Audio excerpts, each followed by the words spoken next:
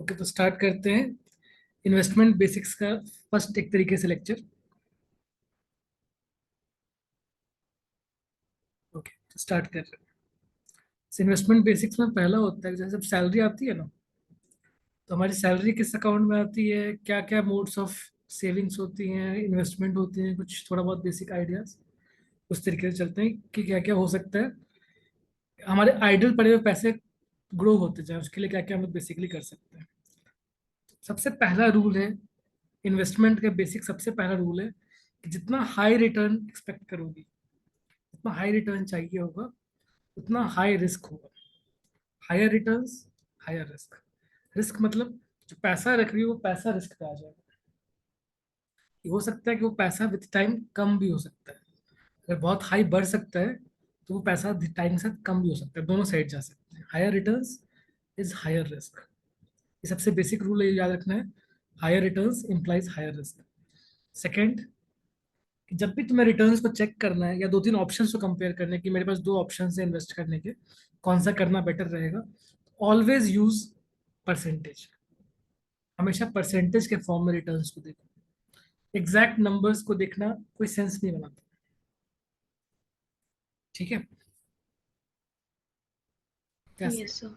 अगर सपोज करो कि मुझे दो इन्वेस्टमेंट्स करने हैं, एक 1 करोड़ की प्रॉपर्टी है, उससे मुझे रेंटल निकल के आ रहा है सम वैल्यू, कि मुझे पर मंथ 30,000 का रेंटल आ रहा है, 35,000 का रेंट आ रहा है। कुछ ईयर्स में वो कितना ग्रो करेगा, ऐसा कुछ मुझे है एक्सपेक्टेशंस। तो मुझे ये 1 करोड़ की प्रॉपर्टी खरीदनी चाहिए, या फिर मेरे पास दूसरा ऑप्शन है कि 10 10 lakhs की मेरे पास 10 प्रॉपर्टीज मैं खरीद सकता हूँ।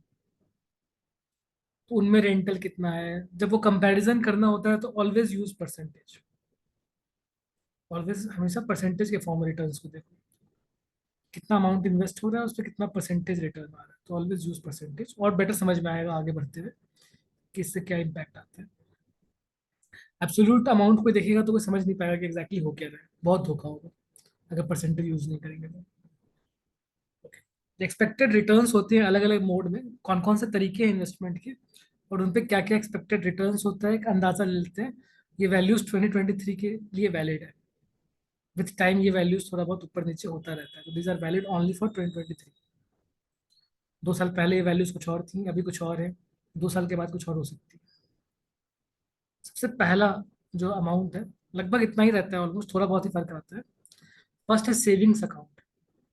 सबसे बेसिक अकाउंट जो बैंक में खुलती है, दैट इज सेविंग्स अकाउंट।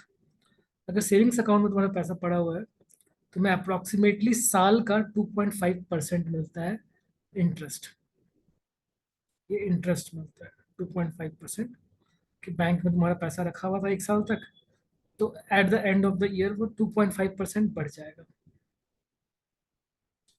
लेकिन ये इन्वेस्टमेंट नहीं है, दिस इज नॉट इन्वेस्टमेंट। क्यों?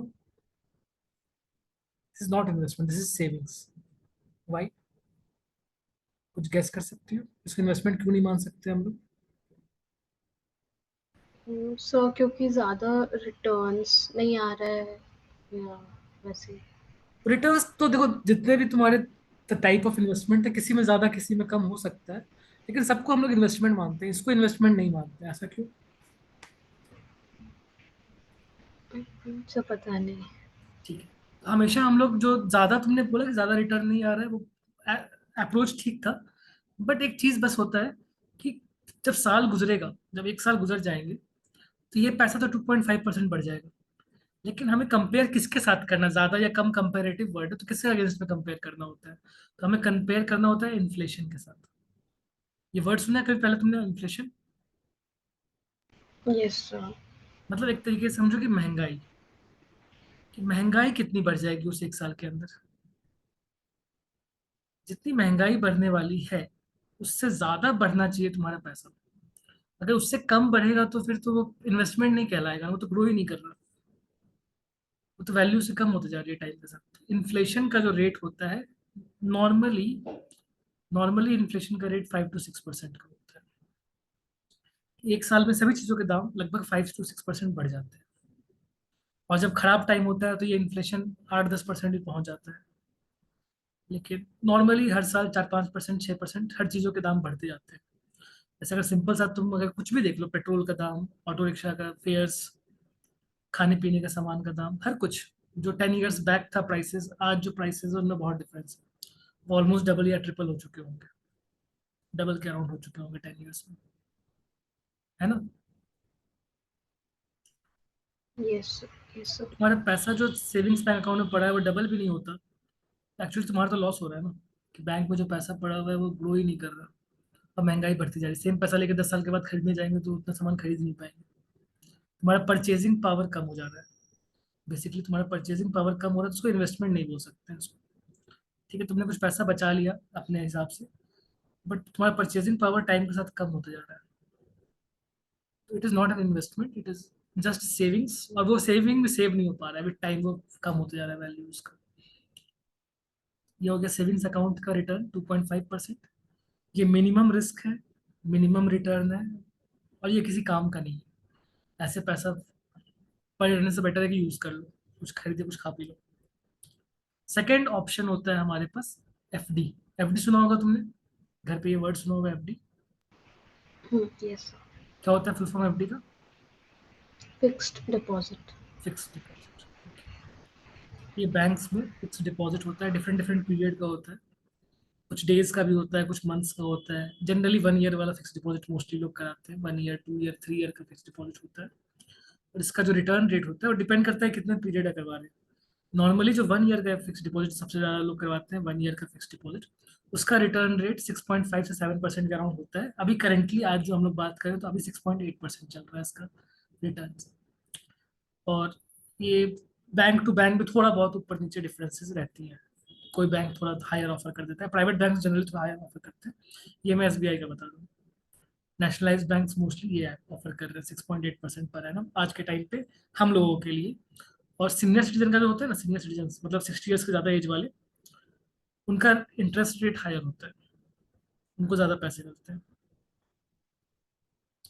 सीनियर सिटीजन का जो रिटर्न होता है ये रफली 0.5% ज़्यादा होता है, तो उनका 7.3% है आज के टाइम पे।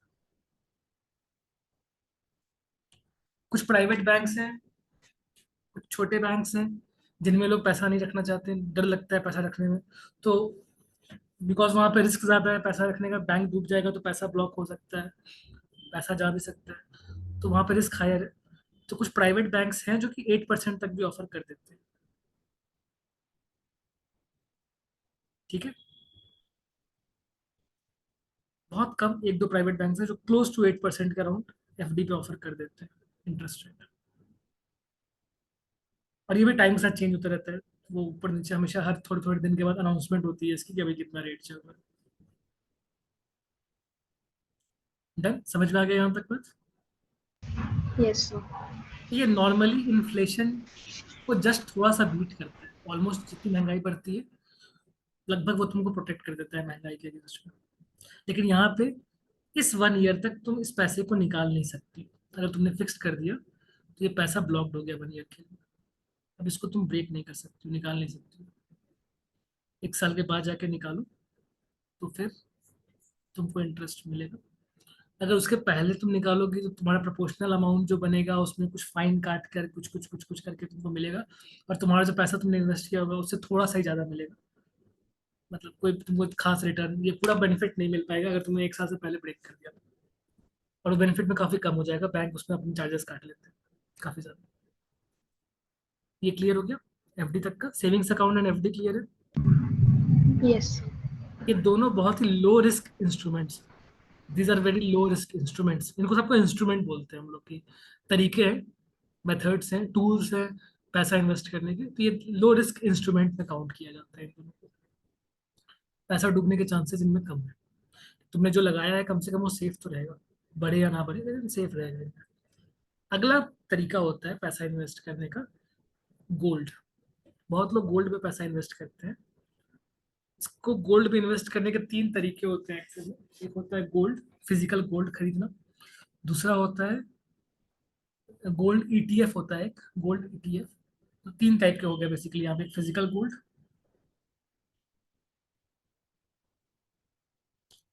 दूसरा होता है डिजिटल गोल्ड, भी एक आता है physical gold, digital gold,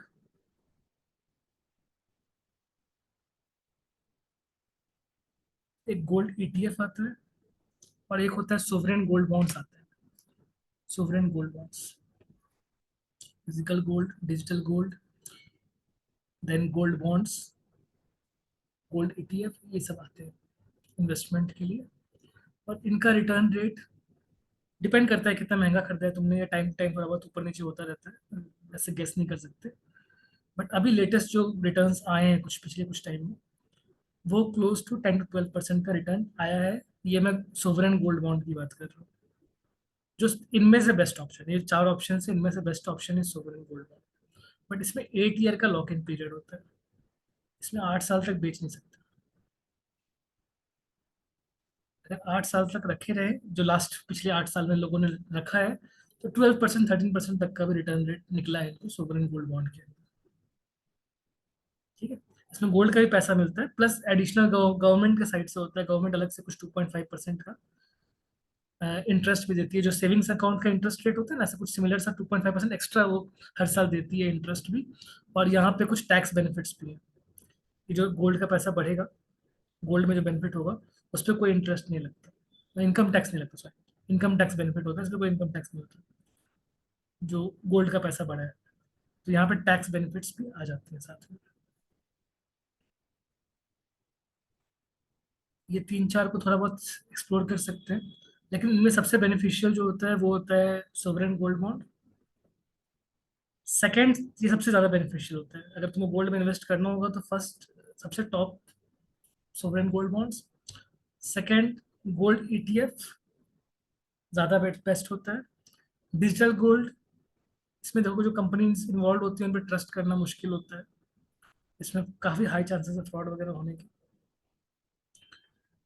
physical gold, relatively जो होता है फिजिकल गोल्ड, इसमें क्या है, इसमें मेकिंग चार्जेस वगैरह काफ़ी कट जाते हैं, इसका प्रॉफिट काफ़ी कम हो जाता है, इसको मेंटेन करने में थोड़ा सा मतलब कॉस्ट लग जाता है, मेकिंग चार्जेस वो सब, तो इसका रिटर्न कम होता है। 2.5% तो यही कम हो जाएगा डायरेक्टली, जो बैंक गवर्नमेंट दे रही है वो नहीं मिलेगा तुमको। और उसको खरीदना बेचना इतना ईजी नहीं होता है एज कम्पेयर टू जितना ऑनलाइन वो गोल्ड ईटीएफ को खरीदना होता है, या सोवरेन गोल्ड बॉन्ड खरीदना जितना ईजी होता है, उतना फिजिकल गोल्ड को खरीदना आसान नहीं होता। चोरी का भी डर होता है।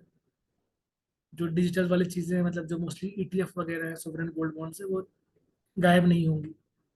ईटीएफ का full form exchange traded fund, तो ईटीएफ एक बहुत अच्छा कॉन्सेप्ट है, मेरा सबसे फेवरेट टूल है इन्वेस्टमेंट का ईटीएफ। इसका फुल फॉर्म होता है एक्सचेंज ट्रेडेड फंड। ये बहुत सारे होते हैं, स्लोली देखेंगे हम। Exchange traded fund, last class में मैंने कुछ एक्सचेंज के बारे में बताया था तुमसे एक बार जब पहले बात हुई थी, तो एक्सचेंज के बारे में। हाँ सर, बॉम्बे स्टॉक एक्सचेंज और वो सब बताए थे। ठीक है। उस एक्सचेंज पे जो ट्रेड हो सकता है ऐसा फंड, एक्सचेंज ट्रेडेड फंड, ये क्या होता है देखिए, म्यूचुअल फंड से सिमिलर सही है, उसका एक थोड़ा सा हाइब्रिड एडवांस्ड वर्जन है ईटीएफ, एक्सचेंज ट्रेडेड फंड। तो ये one of the best tools होता है वर्क करने के लिए। सोवरेन गोल्ड बॉन्ड एक स्पेशल चीज़ है, इस पर भी कर सकते हैं। अब बिकॉज रिटर्न्स हायर है 10 to 12%, तो रिस्क भी है। किसी पर्टिकुलर ईयर में अगर कभी देख रही हो तो हो सकता है, ऐसा भी हो सकता है कि किसी ने एक पर्टिकुलर टाइम पे खरीदा हो, उसके बाद रेट गिर भी गया हो, 20% 30% भी गिर सकता है प्राइसेस किसी टाइम पर। अगर तुम शॉर्ट टर्म में चेक करो उसके प्राइसेस, तो 20-25% ऊपर नीचे होता रहता है। बहुत मुश्किल से होता है इतना परसेंटेज का, स्लोली स्लोली होता है, बट कभी कभी होता है 20-30% तक भी अप डाउन हो सकता है प्राइसेस के अंदर। बट लॉन्ग टर्म में तुमको पता ही है कि सोना आज तक कभी सस्ता हुआ है क्या? 10 ईयर्स, 20 ईयर्स, 30 ईयर्स कभी भी देख लो, लॉन्ग टर्म में कभी आज तक सोना सस्ता होता मिला है कभी? No sir. तो हमेशा लॉन्ग टर्म में गोल्ड का प्राइसेस तो ऊपर ही भागता गया है। रफली 10%, 8 to 10% का रिटर्न जनरली रहा है पिछले कुछ टाइम पे। 10-12% का रिटर्न तुमको मिल जाएगा गोल्ड के अंदर। और सोवरेन गोल्ड बॉन्ड का स्पेशल 2.5% का ऐड करके ये 13 के आसपास भी पहुंच जाता है। तो बहुत हाई रिटर्न है, 13% इज वेरी गुड रिटर्न। और ये कम रिस्की है as compare to stocks. Gold is less risky than stocks, काफी कम रिस्की है as compare to stocks.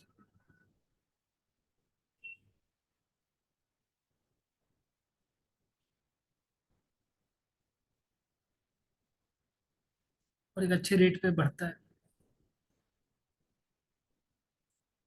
Then अगला मेथड ऑफ इन्वेस्टमेंट जो इंडिया में बहुत फेमस है, कुछ गवर्नमेंट स्कीम्स होते हैं जिसमें लोग पैसा लगाते हैं।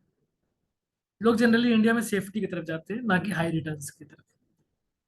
मेजोरिटी जनता, जो पुरानी जनता है, वो मोस्टली सेफ्टी की तरफ जाती है।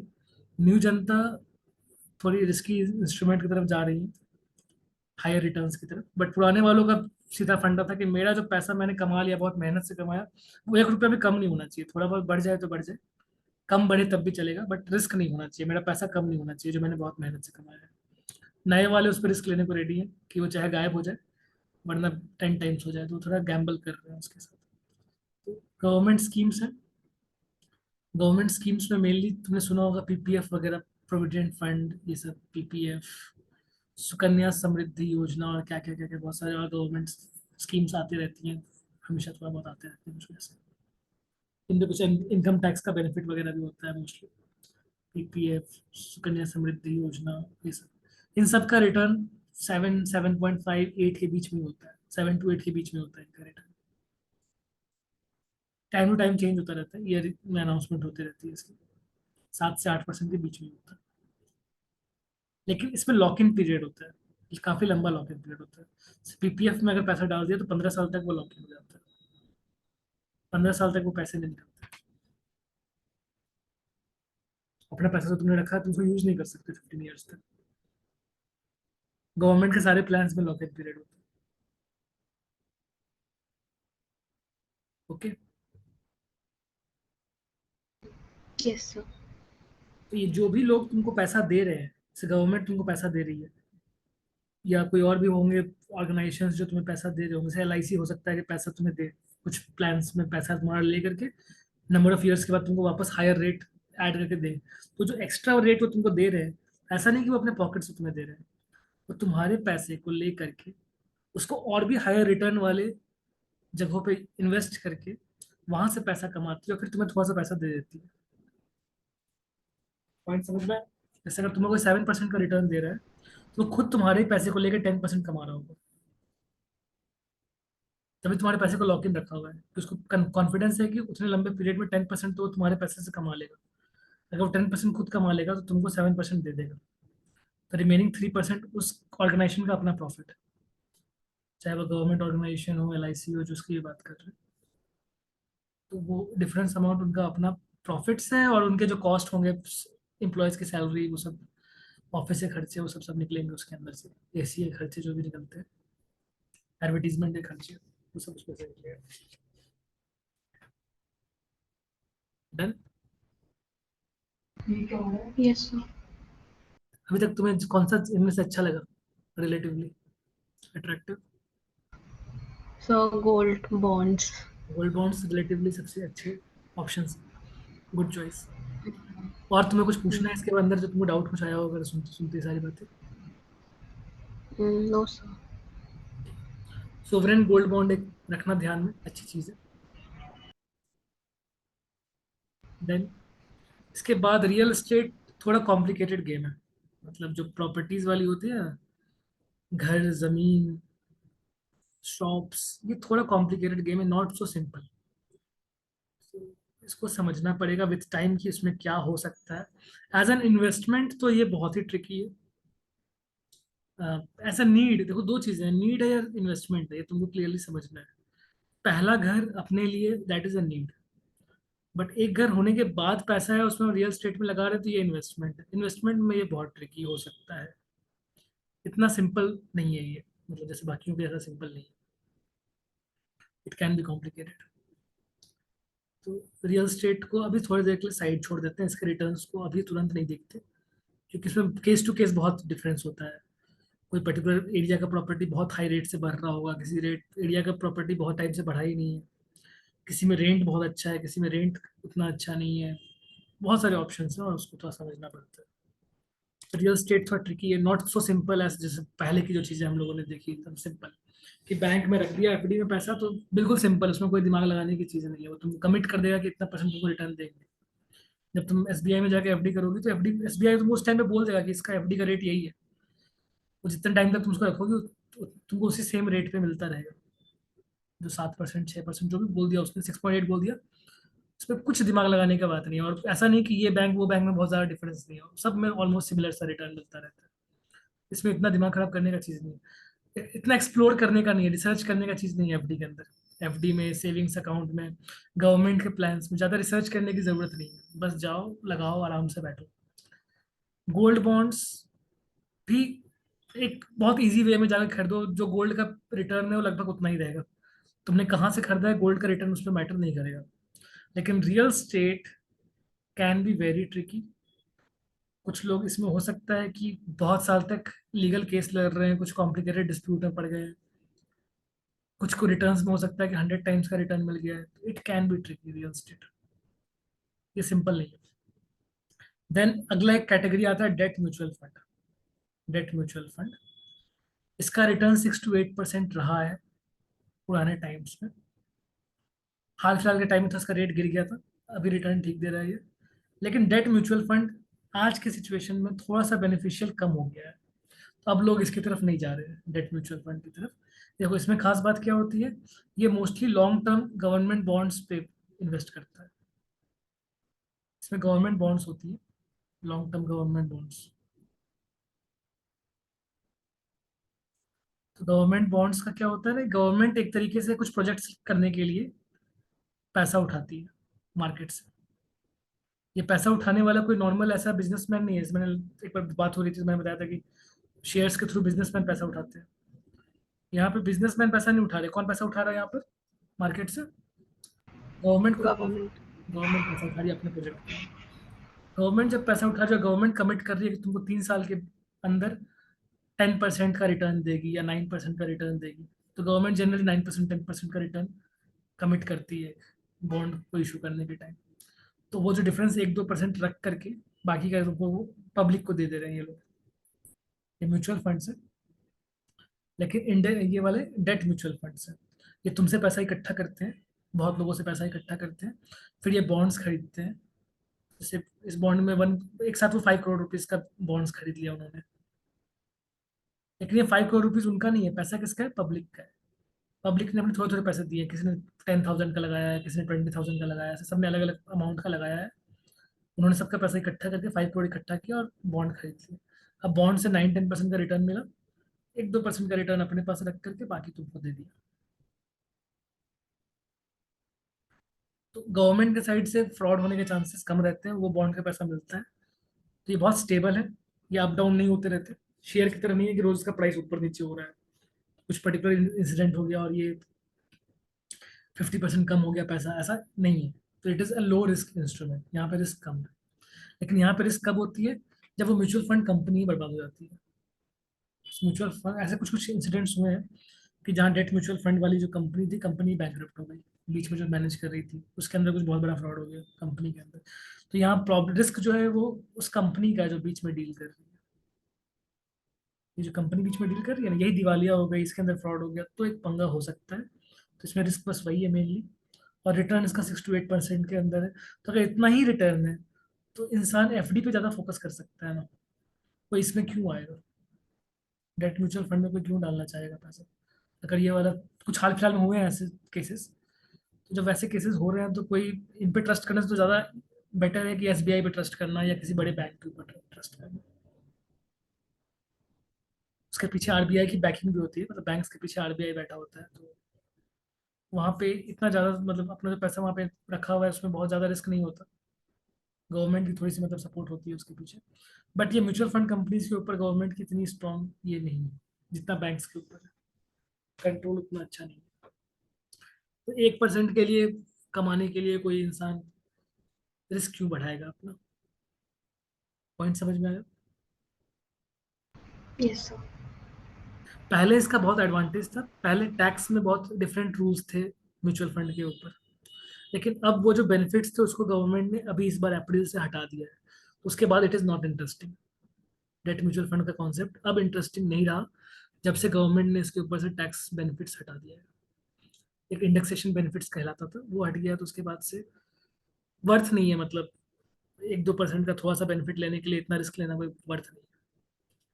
अगला पॉइंट है that is again a big big big field, जिसमें एक्सप्लोर करने के लिए बहुत कुछ है, समझने के लिए बहुत कुछ है, सीखने के लिए बहुत कुछ है। That is mutual fund. Stock में डायरेक्ट इन्वेस्ट करना। स्टॉक में ट्रेडिंग के अलग अलग तरीके होते हैं, intraday trading, swing trading. Future and options का कॉन्सेप्ट होता है, उसमें थ्रू ट्रेडिंग होती है। तो ये एक बड़ी दुनिया है, मतलब जहाँ से बड़ा पैसा लोग हंड्रेड्स ऑफ ईयर से कमाते आ रहे हैं, 50 ईयर से, 100 ईयर से। मिलीनियर्स बिलीनियर्स इस इंडस्ट्री से निकलते आ रहे हैं। वर्ल्ड के टॉप रिचेस्ट पर्सन, इंडिया के टॉप रिचेस्ट पर्सन इस सेक्टर से निकल के आते हैं। बाकी चीजों से कम ही लोग निकलते हैं। ऐसा शायद ही कभी तुमने सुना हो कोई इंसान पैसा रख के एफडी में वर्ल्ड का रिचेस्ट पर्सन में आ गया, या फिर किसी ने प्रॉपर्टी खरीद करके प्रॉपर्टी का रेट इतना बढ़ गया कोई कि इंडिया का रिचेस्ट पर्सन कोई बन गया या वर्ल्ड का रिचेस्ट पर्सन बन गया। ऐसा नहीं हो पाता, लेकिन हाँ, स्टॉक मार्केट से ऐसे लोग निकले हैं इन्वेस्टमेंट के थ्रू। या वो थोड़े ग्लैमरस कुछ पिक्चर्स हैं, कुछ फिगर्स हैं ऐसे जिन जो लोग बहुत फेमस हैं स्टॉक मार्केट से कनेक्टेड। लेकिन बाकी मोड्स ऑफ इन्वेस्टमेंट में ऐसा नहीं होता। एफडी के लिए कोई उतना फेमस नहीं होता कि पूरे पेपर में नाम छप रहे हैं एफडी के कारण किसी का, या किसी के सेविंग्स अकाउंट के लिए, गोल्ड में पैसा रखने के लिए किसी का बहुत नाम छप रहा है, बहुत फेमस हो रहा है, ऐसा नहीं होता। पीपीएफ में किसी ने पैसे रख के फेमस हो गया, ऐसा नहीं हो सकता। रियल स्टेट के लिए फेमस कुछ हो सकता है, कुछ पर्टिकुलर शॉप्स वगैरह के ओनर, तभी उसका नाम भी पता नहीं चलता कि शोरूम के ओनर्स कौन कौन है। रियल स्टेट से भी नहीं होता, डेट फंड में तो बिल्कुल भी नहीं होगा। लेकिन स्टॉक मार्केट एक ऐसा कैटेगरी है जिसमें ये लोग बड़ा नाम, बड़ा पैसा, एक पूरा फुल बिजनेस, एक फुल प्रोफेशन बना सकते हैं। और one of the highest paying profession है, मतलब वर्ल्ड में, इन्वेस्टमेंट रिलेटेड। तुमने सुना होगा इन्वेस्टमेंट बैंकर वर्ड सुना होगा तुमने, बहुत लोग आईआईटी से बीटेक करके, आईआईएम से एमबीए करके फिर ये इन्वेस्टमेंट बैंकर, बैंकिंग के सेंस में जाते हैं, रिसर्च के फील्ड में जाते हैं, फाइनेंस में रिसर्च करते हैं। तो ये वो वाला फील्ड है, इसमें बहुत कुछ एक्सप्लोर करने के लिए। ठीक है, समझ आ गया यहाँ तक? Yes sir. बस एक हम लोगों ने थोड़ा सा फॉर्मलाइज कर दिया।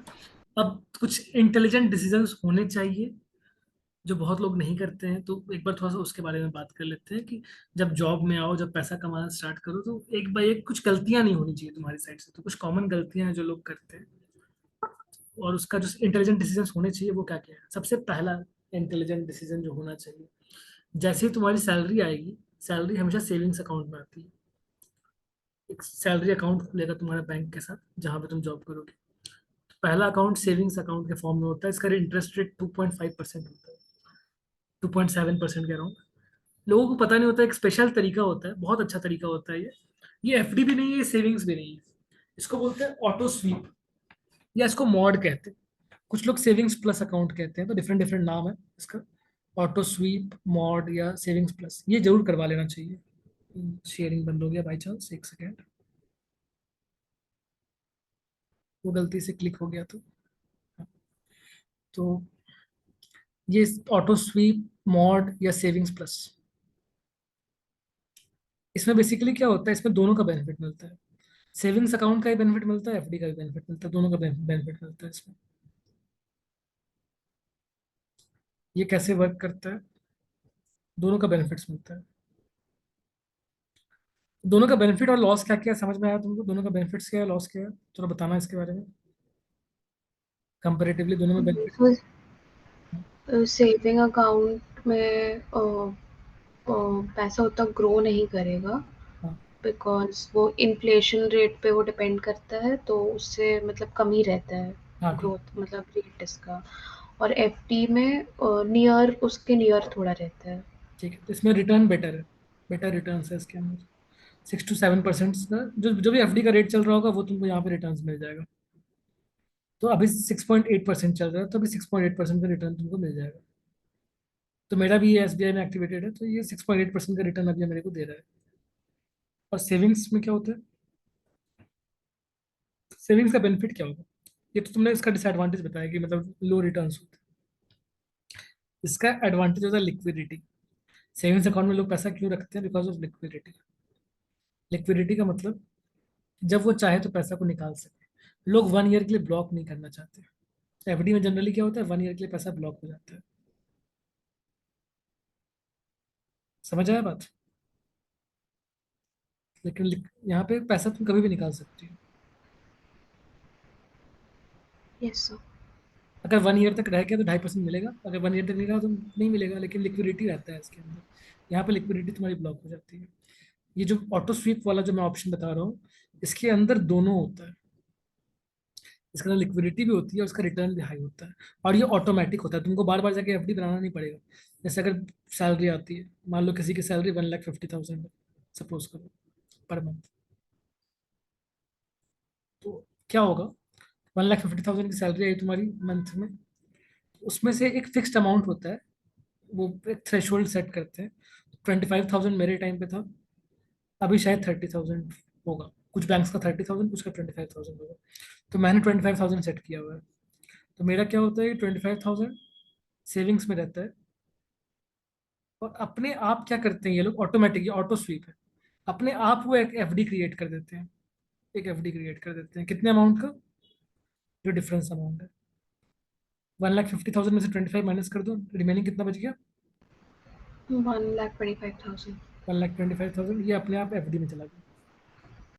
लेकिन ये एफडी के रूल्स थोड़े से फ्लेक्सिबल है, कि अगर कभी भी मुझे पैसा निकालना है तो मैं बस अपना कुछ पैसा निकालने का ऑर्डर डालूंगा, तो अपने आप, अगर मेरा मान लो कि मैंने पैसा निकालने का 40,000 का ऑर्डर डाल दिया, तो क्या होगा, ये 25,000 तो खर्चा यहाँ से होगा, और बाकी 15,000 यहाँ से निकल के चला जाएगा। इसमें से कुछ पैसे इधर शिफ्ट हो जाएंगे, 30-40,000। ठीक है।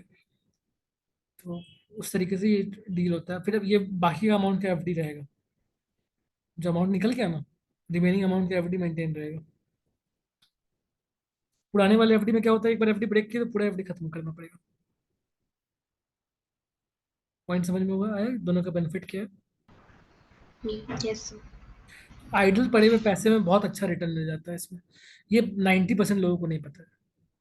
और हम लोग के ऑफिस में भी जो फ्रेंड्स वगैरह हैं, वो लोग बहुत साल हो गए, 5 ईयर्स 6 ईयर्स हो गए, अभी तक भी उनके सेविंग्स अकाउंट चल रहे होते हैं, और सेविंग्स अकाउंट में पैसा पड़ा हुआ है उनका।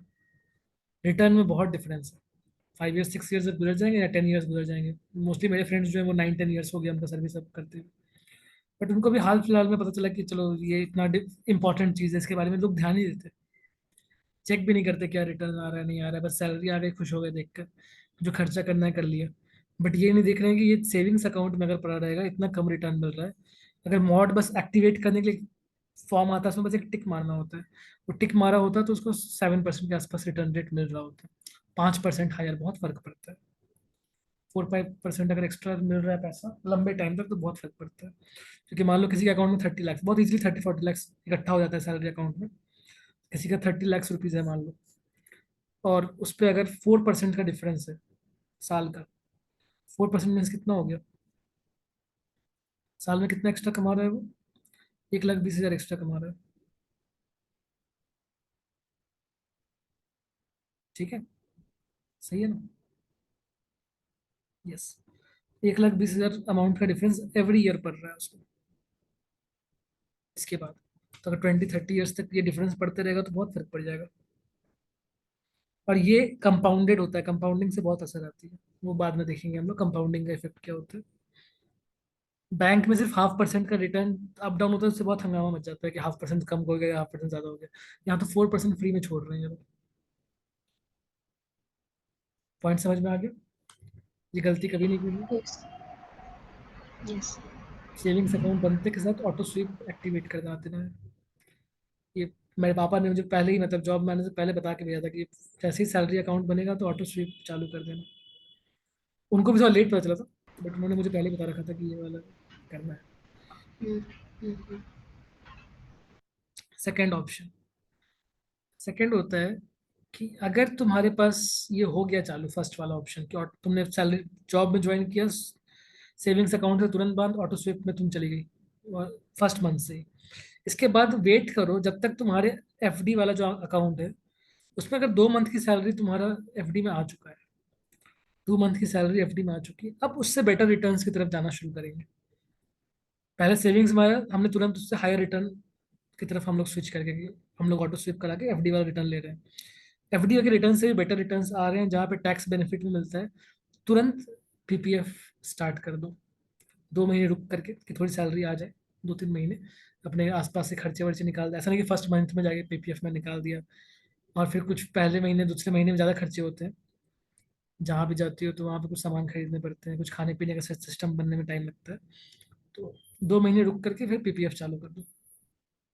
पीपीएफ में रिटर्न कम है, लेकिन क्या खास बात है, सेफ्टी है। सेफ्टी के साथ और क्या बेनिफिट है, इनकम टैक्स। इनकम टैक्स कम लगेगा।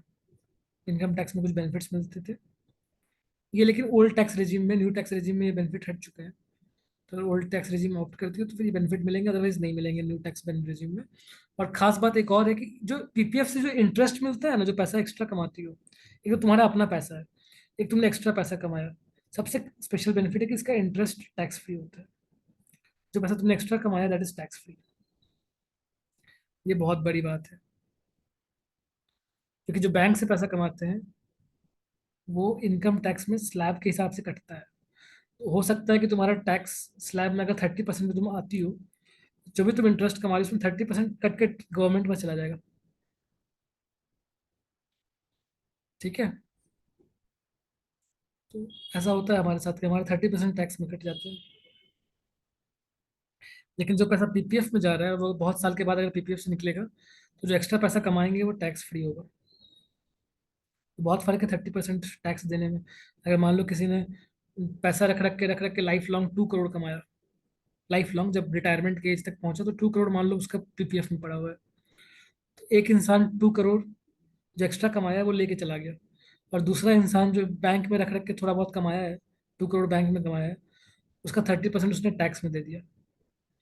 30% टैक्स कितना हो जाता है उसका, ये 60 लाख का टैक्स दे देगा। तो 60 लाख टैक्स दे के जाएगा वो। तो 1 करोड़ 40 लाख लेके जाएगा। कौन सा बेटर है। सो पीपीएफ वाला। पीपीएफ वाला। ठीक है। तो इसीलिए थोड़ा टाइम रुकने के बाद पीपीएफ एक जरूर चालू कर देना चाहिए। पीपीएफ में तुम ज्यादा पैसा नहीं डाल सकती, 1 ईयर में 1,50,000 ही डाल सकते हैं। इसमें लिमिटेड अमाउंट होता है कि एक साल में 1,50,000 ही टैक्स पीपीएफ के अंदर डाल सकते हैं, इससे अधिक नहीं डाल सकते। तो इससे कुछ बेनिफिट्स भी हैं। लिमिटेशन है कि एफडी तो कितना ही पैसा एफडी हो सकता है, बट पीपीएफ में लिमिटेशन है कि एक साल में 1,50,000 नहीं डाल सकते हैं। टैक्स का बेनिफिट है इसके ऊपर। और रिटर्न्स भी ठीक ठाक हैं, रिटर्न्स खराब नहीं है। 7 to 8% का रिटर्न एक अच्छा रिटर्न मान सकते हैं। इन्फ्लेशन के ऊपर है, महंगाई से ज़्यादा है। बट इसमें एक ही सबसे बड़ी प्रॉब्लम है पीपीएफ के अंदर, इसलिए बहुत ओवरडू भी नहीं करना, ऐसा नहीं कि एकदम बिल्कुल जोश में आके पहले दिन से शुरू कर दिया।